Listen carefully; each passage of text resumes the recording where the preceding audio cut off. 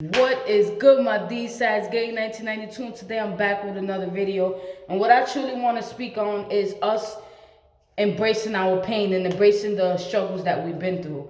And what I mean by that is a lot of us like to look at pain like pain is a weakness. Like, we need to really stop doing that, because I feel like as long as we think of pain in that way, we're never gonna ever be able to fully come into who we truly are and be proud of who we truly are because of the pains that we've been through. And I know that pain, going through anything that's painful is not easy. A lot of times we don't know when that pain is going to end, how long that pain is going to last. And sometimes we think that we have overcome that pain, and then something triggers it and we go back into that painful state. But I'm going to be honest with y'all. Over these last couple of months, I've been seriously doing some inner work. And there are situations that had to come up that was very painful. And although at the time that I was going through getting over and getting past that pain, a part of me was feeling like just like this happiness, this peacefulness inside of me. And you won't truly understand what I'm talking about with feeling this peacefulness unless you're going through it.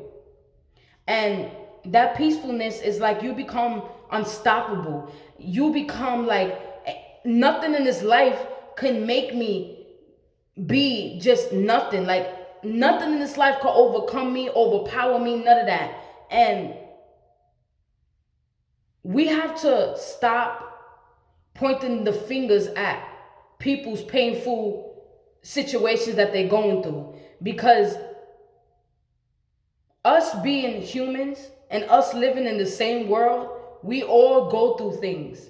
We all go through things, and nobody's pain is worse or less than anyone else's. That's another thing that I want to bring to the table. Like, a lot of people like to be like, "Oh, well, I've been through more than you have." First of all, it's not about the amount of things that you've been through. It's not about that. And it doesn't lessen that person's pain. Just because you might have went through 2, 3, 4, 5 divorces, right? Let's just use that as a example. And this person has only been through one. It doesn't mean that their pain is any less than what yours was, or your pain is any more than what theirs was.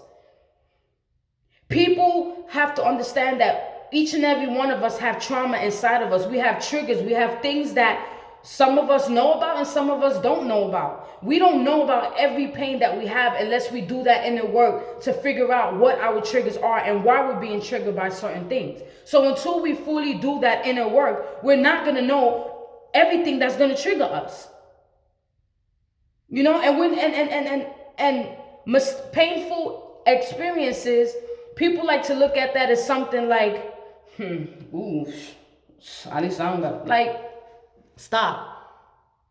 Let's stop doing that. Let's be better. Let's do better. Let's look at pain better. Because as long as you continue to look at pain as a weakness or as pain as a negative thing, every time you go through a painful experience, that's exactly what you're going to keep feeling like. We have power over our minds. We have power over how we feel. People do not have power over us unless we allow them to. So I don't care what you might have went through with, your family member, your ex relationship, or whatever. If you continue to allow that pain to sit inside of you and you do not work through it, you are giving that person power over you completely. Because you're not doing that work to not only forgive them, but to forgive yourself for whatever situation you put yourself in. And when we go through things with people that we love, people who we care for, and we look at their pain as, okay, let's say me and a friend of mine, we get into this big argument and we say hurtful things. I walk out of the room, they walk out the room, we don't talk for months, right? And I'm sitting here and I'm like, oh, well, they hurt me, so I bet you I'm more hurt than they are. That's a negative, bro, sis. That's a negative. And I'm going to tell you why that's a negative. You cannot say that they're less hurt than you are. You're not in their body, you're not in their heart, you're not in their mind. You don't know what you've done to them that may have them feeling like hurt. Like, we sometimes don't know the ability of how we can hurt people. And us also getting hurt, that should not trigger, but we should have some sense of thought with saying, well, I know what I'm going through by getting over this. So I can only imagine what that person is going through by getting over it. I'm doing a lot of inner work. I'm doing a lot of it. And I'm also looking at myself in a lot of those situations that I put myself in. And instead of looking at that other person's pain as less than, I'm looking at me and that person like we both hurt each other. We both need to get through that pain separate. It's not about that anymore. And when I stopped looking at situations like that, I started to become a better person and a better version of myself. Because this is the thing.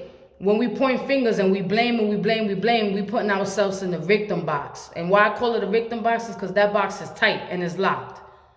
Like, you don't see nobody's point of view when you're continuously being the victim. You're not seeing what you put that person through. You're not seeing what you did and your actions and how it contributes to causing the fallout between you and a friend or you and a family member. It don't matter. It's just you and another person that you care about, that you were close to. So when you are able to embrace that pain, you are also able to see the other side of the other person, because you're saying, oh, okay, all right. We have to do better. We really do. And, this generation is really failing with that. A lot of people don't keep friendships for long. They don't keep romantic relationships for long. Families are falling apart. My biological family, we're not close. And as bad and as sad as that is, I recognize that that's not okay.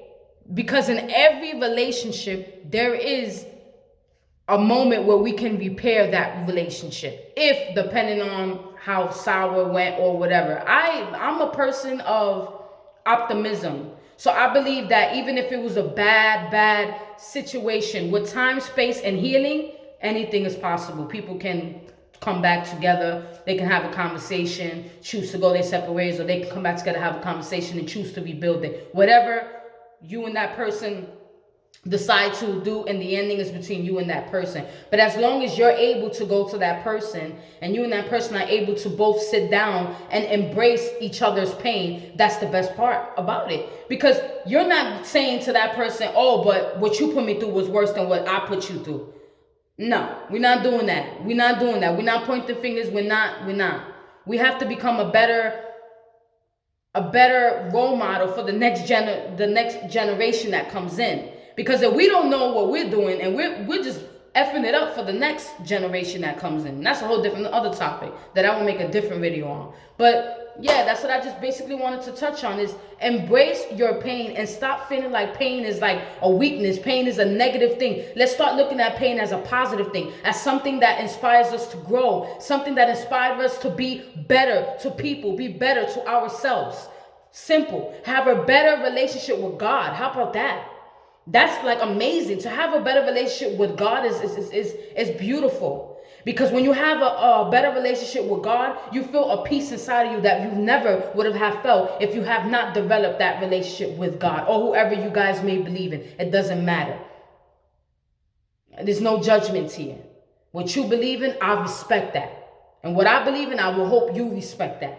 And that's just how I like to roll. So embrace your pain and stop looking at it as a weakness. And I hope you guys are enjoying this snowy day. I'm at work, so of course I'm not enjoying any snowy day. But I am enjoying the fact that I'm able to have a job, the fact that I still have a job, the fact that I can make money You know, let's start practicing gratitude too. That's another thing I like to say on each, like on most of my videos, I always say gratitude. Practice being grateful for the little things that you have. Practice being grateful for that relationship that it may not be repaired at this time, but still practice being thankful for having that person in your life for that time. Thank that person for being a great person when you guys were cool. You know, we have to look at life in such a better way. Let's stop looking at it with the negativity. Let's stop looking at it with pointed fingers. Let's stop calling our pain weaknesses. Let's stop like leaving these unrepaired relationships broken and like in a box. And no, we're going to start taking those broken pieces out. We're going to start figuring out how we can. And we only can try. So if we reach out and that person does not reciprocate, we need to respect that other person's space. And we need to still be grateful that we reached out. Still be grateful that that person, even if they looked at the message and they didn't answer back, let's just still be grateful. Let's just be grateful. Period. Gratefulness, gratitude, and embracing pain. So y'all have a good night.